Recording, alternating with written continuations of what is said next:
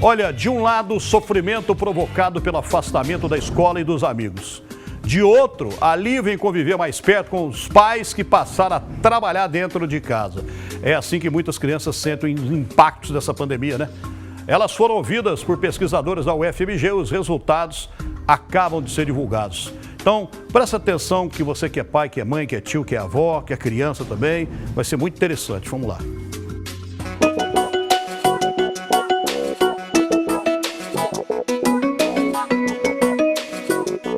Atualmente, as brincadeiras das meninas se restringem ao espaço infantil do prédio.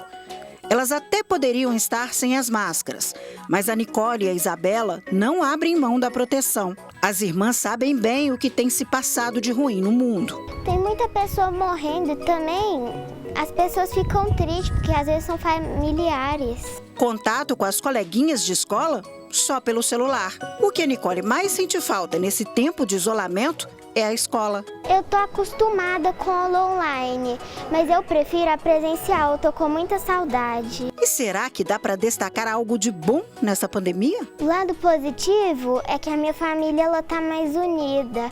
Meus pais estão trabalhando mais em casa.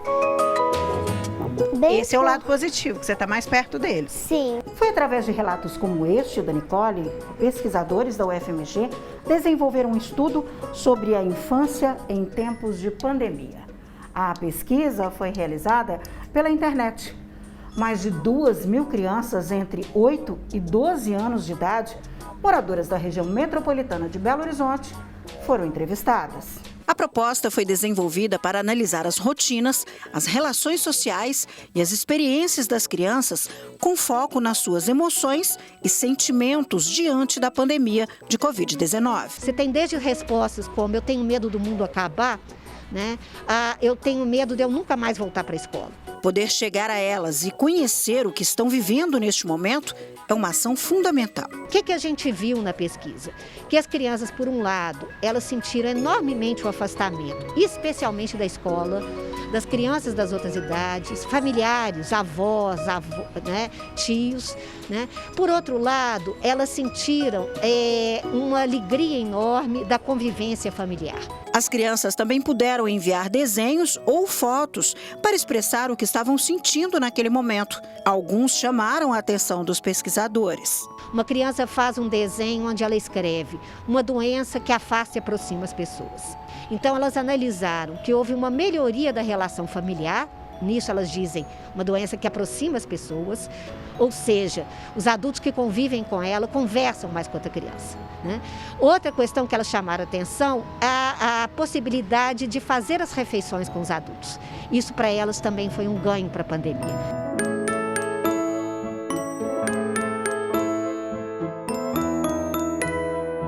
Outro desenho que nos interessou muito é uma criança desenhando o seu aniversário, que ia ocorrer dali a um mês. Então ela desenha ela sozinha diante de um bolo de aniversário, ela de máscara. Então esse desenho ela expressa toda a solidão que ela estava vivendo durante a pandemia, né, e a perda dessa convivência. Um outro desenho também é muito interessante e muito angustiante. A criança desenha uma pessoa na cama e ela escreve: "Mamãe, não tenha medo". Né? Então, isso diz de uma questão que foi muito forte, uma preocupação em relação ao adoecimento ou à morte dos pais, especialmente das mães. A Lorena também estranhou a pandemia. Ela sente falta de brincar com os coleguinhas, mas sabe bem que o momento é de cuidar da saúde. Sempre quando sair, a gente tem que levar máscara e não tocar em nada.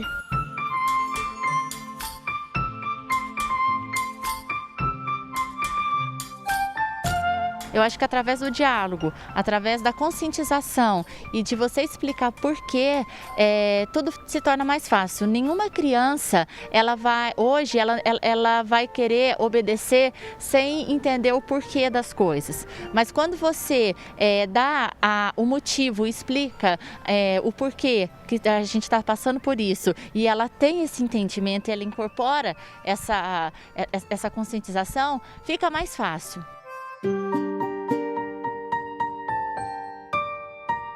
91% das crianças diziam concordar com as medidas de isolamento social.